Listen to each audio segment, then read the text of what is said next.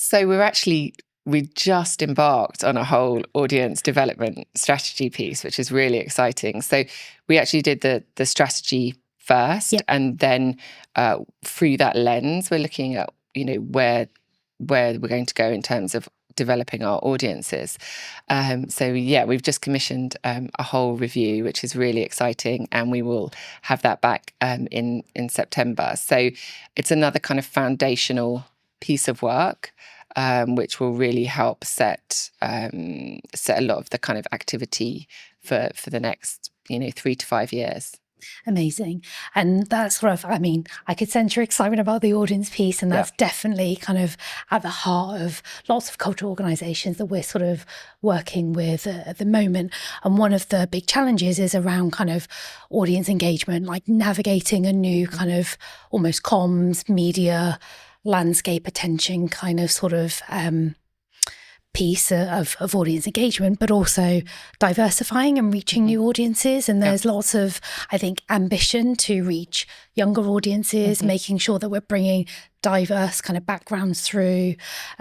Could you talk a little bit about kind of the audience, kind of, I guess, how you're engaging audiences at the moment and how that shows up for the Design Museum? Yeah, I think as a museum, we have this way of changing our practice through our programme. We feel we've evidenced it on several occasions that how we change as an organisation is, not by saying we're going to do something, creating a PowerPoint, whatever it may be. It's actually doing programme really shifts who we are, because that's when we go deep into something and really understand it. So that's what we've been thinking about in terms of diversifying our audience, like what we actually do and where we actually put our resource and our time and our money, i.e. through our programme, because we're so programme-led, is the starting point. So we've been really looking at that in terms of who is represented, and who is going to engage.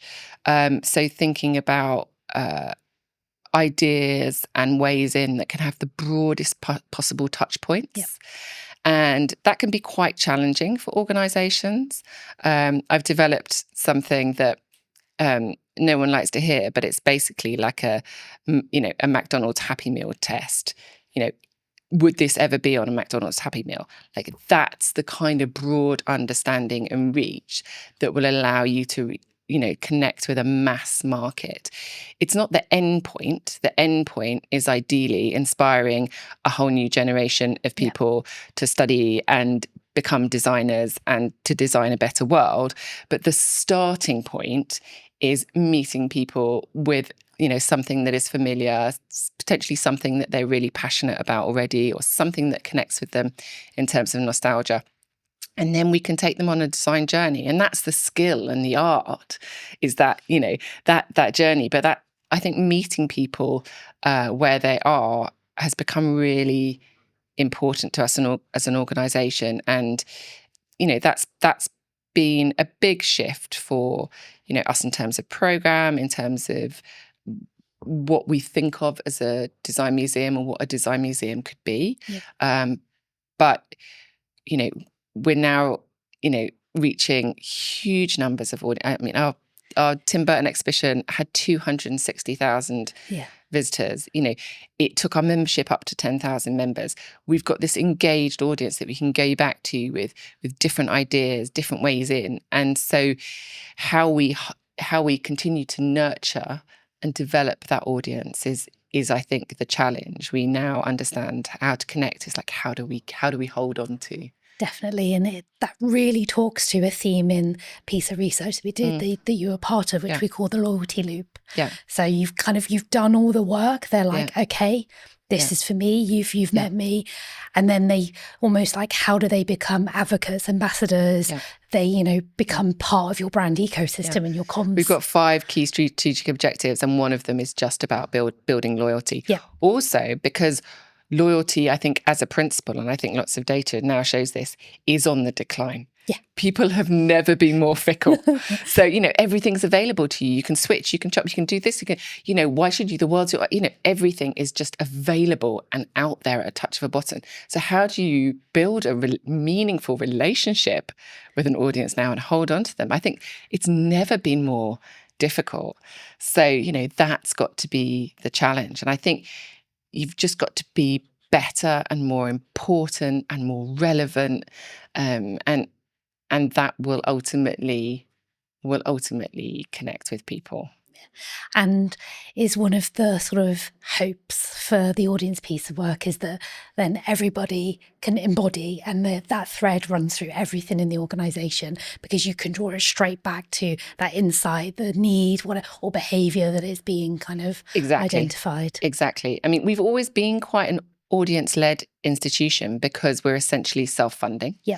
So there's not a lot of time for pet projects or vanity. We need to get people to engage with the museum, enjoy it, and, spend their hard-earned cash with us in order to continue and to do the work that we do. So we really, we've always been very audience-focused. And in fact, my role shifted in a big way when I went on maternity leave, and I was head of communications, and the co-directors at the time created a role of director of audiences and said, look, we want you to come back into this role, and we want you to be there, and we want you to be involved in programming, and we want audiences to really be at the heart of the museum. So I was on my maternity leave, brain in baby world, and I was just like, right, okay, that sounds good. Bring it on. Had this kind of moment of can I do this? What does this mean? Total sort of self-doubt. And I was really fortunate to be, I put a kind of message out, to the universe to say, help, I'm going to need some support to kind of think this through. And I was very lucky that Alex Birch in the Natural History Museum came back and said, oh, I can help you with that. So, and she did a sort of series of phone calls with me just before I came back from maternity leave, and it was great. It just allowed me to verbally process, get my head back in the game, and I was able to really start and shift the organisation and move things forward. Yeah. Just day one, boom, go. I'm ready. I've prepped. I've had my mentoring. And I think it's so much about your kind of headspace. Even though I wasn't ready and there was still chaos and confusion and self-doubt, I'd sort of talked myself into that belief. And I think, hopefully most people, with the right support can really do that. So I would really encourage people to just go and ask for help. It's amazing how generous people can be, actually, and want to support and want to help you reflect and grow and develop. And I think that was 3 conversations on the phone, and it was just transformational.